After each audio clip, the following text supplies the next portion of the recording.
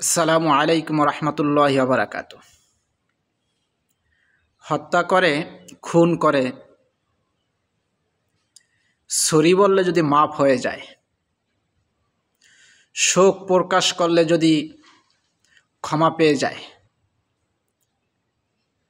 তাহলে আমাদের কেন ফাঁসি হবে যদি আমরা কাউকে হত্যা করি?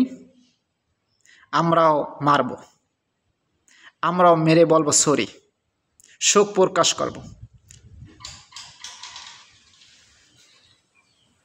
তোমরা অপরাধ করবে, পিলখানা থেকে নিয়ে 24 পর্যন্ত হাজার হাজার লোককে তোমরা মেরেছ, হাজার হাজার মায়ের কোলকে খালি করেছ, হাজার হাজার শিশুদেরকে তোমরা অনাথ করেছ, এতিম করেছ। এতগুলো খুন করে, এতগুলো হত্যাকাণ্ড করে তোমরা শোক প্রকাশ করবে আর তোমাদের খুন মাফ হয়ে যাবে? তাহলে আমরা অপরাধ করলে, আমরা খুন করলে অপরাধ কোথায়?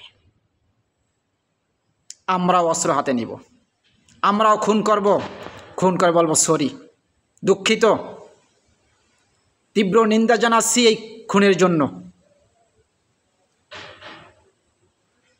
যেভাবে অমানবিক নির্যাতন ছাত্রদের উপরে চালানো হচ্ছে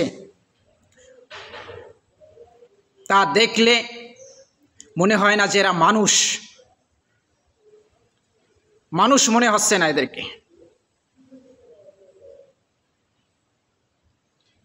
তোমরা এই দেশকে ভালোবাসো না? আমরা এই দেশে ভাষা এসেছি, আমরা এই দেশের কিছুই না, আমরা এই দেশের নাগরিক না? দেশকে তোমরাই মহব্বত করো।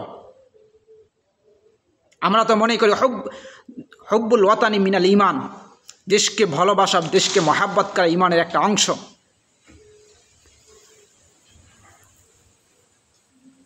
আজকে হাজার হাজার ছাত্রছাত্রীদেরকে হত্যা করা হয়েছে। ব্যালকনিতে থাকা শিশুরাও নিস্তার পায় নাই, ছাদের উপরে খেলতে গিয়ে ছোট্ট রিয়াও মুক্তি পায় নাই। তাহলে চিন্তা করে দেখুন, যারা রোডে ছিল, যারা মাঠে ছিল, তারা কি পরিমাণ হত্যা হয়েছে।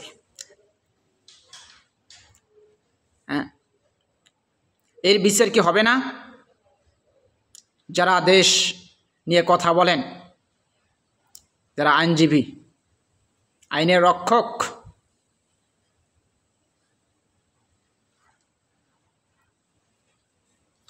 এর বিচার কি হবে না? আপনাদের কলিজা কত বড়, এত সাহস পাইলেন কোথায় আপনারা? তবে একটা কথা স্মরণ করাই দিচ্ছি, আপনারা কি পরিমাণ জুলুম করেছেন তার থেকে বড় বড় জালেমরা আপনাদের পূর্বে অতিবাহিত হয়েছে। আল্লাহ তাআলা কাউকে ছাড় দেন নাই। নমরুদ, ফিরাউনের মতো শক্তি আপনাদের হয় নাই। আবু জাহাল, উতবা, সাইবার মতো শক্তি আপনাদের হয় নাই। বেশি চাইতেন না। আল্লাহর রাস্তে এদেশের মানুষকে মুক্তি দেন, এদেশের জনগণকে মুক্তি দেন। আল্লাহর রাস্তে আপনারা এদেশ থেকে চলে যান। আপনাদেরকে দেশের জনগণ চায় না, দেখতে চায় না, এক মুহূর্ত আপনাদেরকে দেখতে চায় না, সহ্য করতে চায় না। মানুষ সহ্য হচ্ছে না কারো। আল্লাহর রাস্তে চলে যান। 15ই আগস্ট চলতেছে, কিন্তু আগস্টের কথা স্মরণ করে আপনারা এদেশের মানুষকে মুক্তি দিয়ে যান। জানি আপনার বাবার ডাকে এদেশ স্বাধীন হয়েছে, কিন্তু আপনি এদেশের মানুষকে পরাধীন করে রেখেছেন। এটাকে স্বাধীন দেশ বলতে লজ্জা লাগে আমাদের। বাংলাদেশকে স্বাধীন দেশ বলতে লজ্জা লাগে। আমরা বলতে পারতেছি না এই দেশকে স্বাধীন দেশ। আমরা 71 দেখি নাই, 52-এর ভাষা আন্দোলনও দেখি নাই।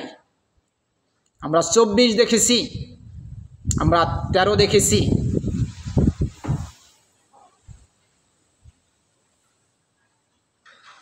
মৃত্যুর ভয় কি আপনাদের নাই? আল্লাহর ভয় কি আপনাদের দিলে নাই? আপনারা কি মানুষ না?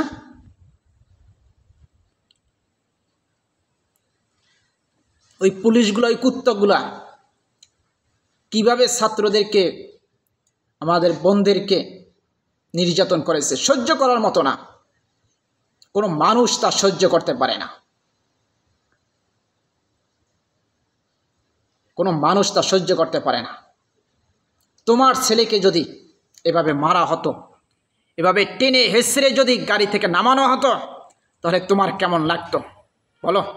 তুমি তো এখনো বলো শেখ রাসেল সে কি অপরাধ করেছিল, কি অপরাধ করেছিল? তাহলে আমি বলবো রিয়া কি অপরাধ করেছিল? তাকে মারলে কেন? আহাদকে কেন মারলে? নাইমাকে কেন মারলে? জবাব চাই। তারা কি অপরাধ করেছিল? জানলা বন্ধ করতে গিয়ে গুলিবিদ্ধ হয়ে মারা গেল কেন?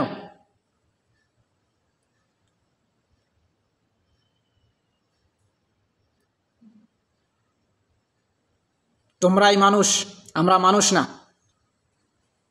ছাত্ররা মানুষ না? আমরা রাজাকার। হ্যাঁ, আমরা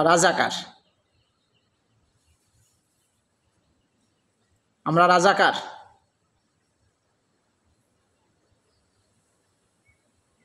পা চাটলে সঙ্গী,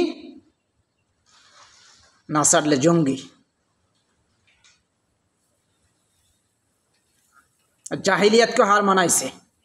জাহিলিয়াতের কথা আমরা ইতিহাসে পড়েছি, কিন্তু 24-এ এসে জাহিলিয়াতের বাস্তব রূপ দেখলাম। 24-এ এসে জাহিলিয়াতের বাস্তব রূপ দেখলাম।